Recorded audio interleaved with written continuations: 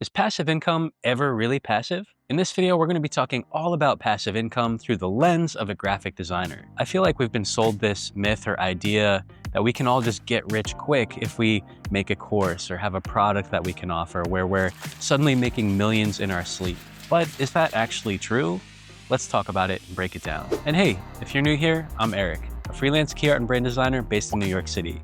And I create videos to show you what it's like working as a freelance designer in the entertainment industry. One of the key things that I've realized is that even as I learn to work faster and more efficiently, there's a limit to how much I can do because there's only so many hours during the day. Even as I work faster, I feel like I'm, trading time for money, and I need to find other ways to generate income or develop new revenue streams. A lot of times I feel like I am waiting to either get hired or to get a contract with a client. And I would like to be able to not have to rely solely on those contracts and waiting for people to come to me if they need help. I also want to be able to provide value to other designers and give them resources that will help them improve their work. I feel like there's been a lot of times where I've been in a place maybe where I needed to make money fast, and I felt that I was sort of susceptible to these videos that I would see online of people talking about how you can just make a course, make money in your sleep. And it's really appealing, right? For a lot of us, it's really appealing because it feels like this magic bullet that will solve all of our financial problems if we just buy into this idea that we can all generate passive income this easily and this quickly. But I learned that over time that it's not quite as passive as it seems. Before I even knew about passive income, I was all about experimenting with side hustles to make some extra money. Pretty early on in my design career, I had a little bit of work, but I needed to make more money. So one of the ways that I started to do that is by doing design tutorials.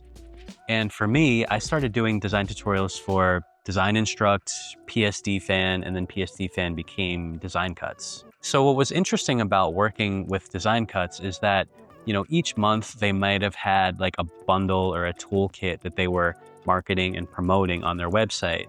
And they would give me this bundle and I would use it to sort of showcase those assets in my design. I would then take that design, break it down into steps and screenshots, and get paid a flat fee. But it got me thinking, maybe I could do this for myself. Maybe I could start a YouTube channel and create my own tutorials and turn that into something a little bit more passive for myself. So this is what sort of led me from doing design tutorials into YouTube. Once my YouTube channel got monetized, I thought I was going to be making all this money from doing these weekly tutorials on the channel, and I didn't really make anything. But at this point in 2017, I was working this pretty demanding job and trying to create content and tutorials for the YouTube channel on a weekly basis. I was getting pretty drained because I wasn't seeing the kind of results that I had hoped for with YouTube AdSense. So I got an idea and I thought, well, maybe I can create a design course. And so this was sort of the first course I ever made. It was called Brand You. It took me around 8 months to work on, and I would not recommend spending that much time on a course up front. But the reason I say that is because, again, it was not passive. There was a bunch of effort and energy that I put into this course, and I was really excited about it. But once I finally finished it and released it, it was pretty much crickets. I had no idea at the time how much I was going to have to continue to talk about the course, to market the course, to make more videos about the course. It was just a lot more marketing and time that I would have to invest to continue telling people about it. So I realized at that point that even doing a course like this wasn't truly passive.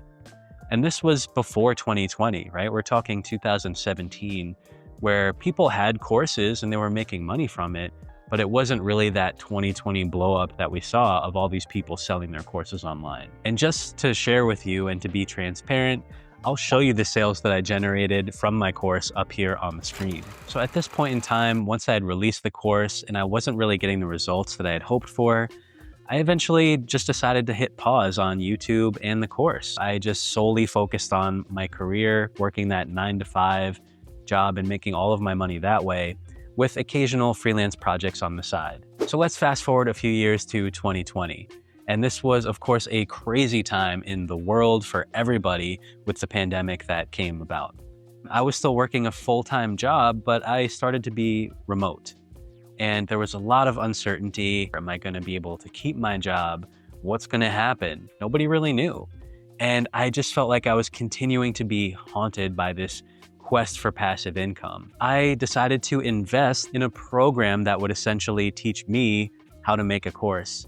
And I think a lot of the allure of that is all these gurus and all of these experts saying, just package everything you know into this coaching program or into this course, and then you can sell it to people. And again, generate money, generate that passive income that I had so desperately wanted to crack and figure out how to do. I was really excited because they had sort of billed it as, run your business on autopilot. I'm really proud of the program that I ended up creating, which was called the Confident Designer Bootcamp. And at the time, I felt really excited about this. I got to work with a wonderful group of designers. We would have weekly coaching calls, and I was helping them to improve their work, their portfolios, and helping them to try to find the clients that they really wanted to work with.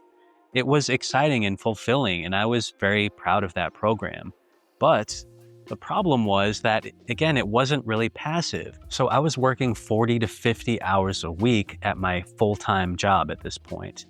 And in addition to that, in order to keep people coming into my Confident Designer Bootcamp course, I was going to have to do at least 20 to 25 hours worth of sales calls each week, which meant that I was constantly reaching out, doing cold outreach, trying to generate leads and interest from my course.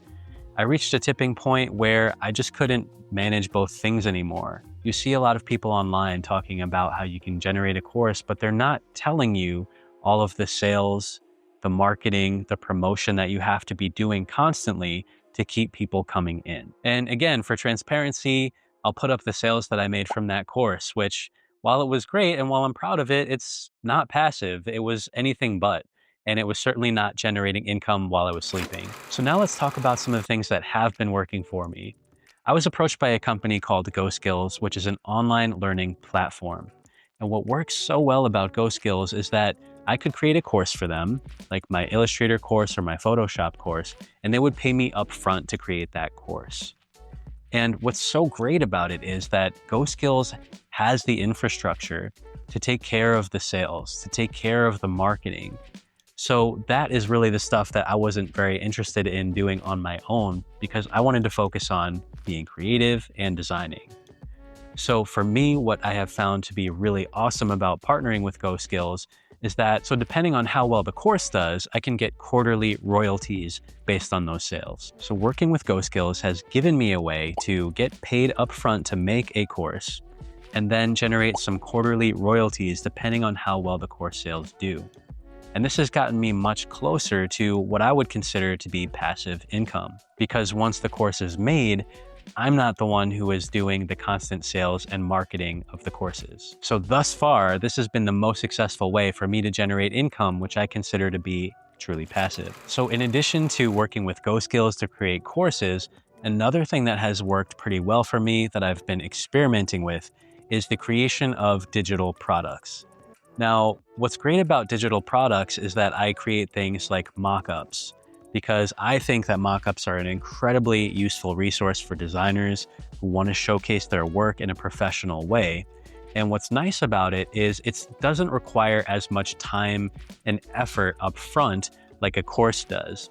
I can generate some mockups, and then I can put them in places like Gumroad or Creative Market, where they have a platform and there's already an audience there. So I do still have to talk about and market these assets, of course, but for me, this is another thing that has allowed me to generate a little bit of passive income. And I can show you some of those numbers here to show some of the sales that I've made. Now, I'll be honest, the numbers aren't where I'd like them to be, but I just want to be upfront about it. I want to grow this number. Hopefully, as I add more mockups and build out my shop, this will become a reality.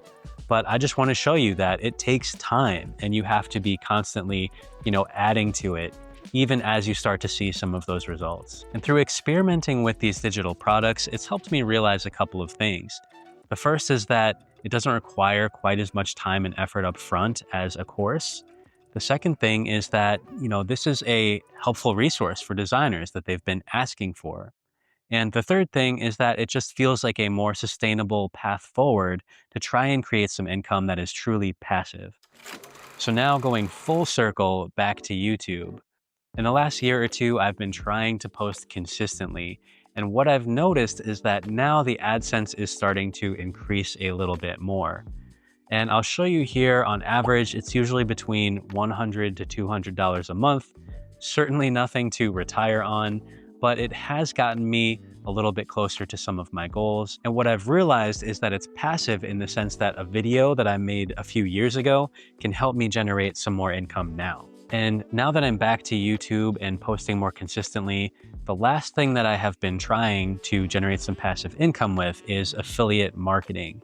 And what that is essentially is, let's say I use a drawing tablet that I want to share with you. I'm just posting a link in the description of my videos so that I can show you the gear that I use. And for me, I'm still pretty new to affiliate marketing, so I don't have a ton of results yet. I'm just trying to sort of gather some information, but it's important to me that I only really recommend stuff that I am using and that I enjoy for other creatives out there. So once I have a little bit more data on the affiliate marketing side of things, I'll definitely share that with you. So my biggest takeaway from all of this and from experimenting with passive income over the years is that nothing really is truly passive. Everything requires at least some effort up front, some time and energy to invest. But really, it's all about generating different revenue streams for your business so that if one thing dries up, you have some other areas to fall back on. Now, this happened to me over the summer when I suffered a concussion and I couldn't work. So all of my client freelance work kind of dried up, but I was lucky because I was able to pivot to working with GOSKILLS and developing a course that allowed me to get some more money coming in. Because like I said, they paid me up front for this course.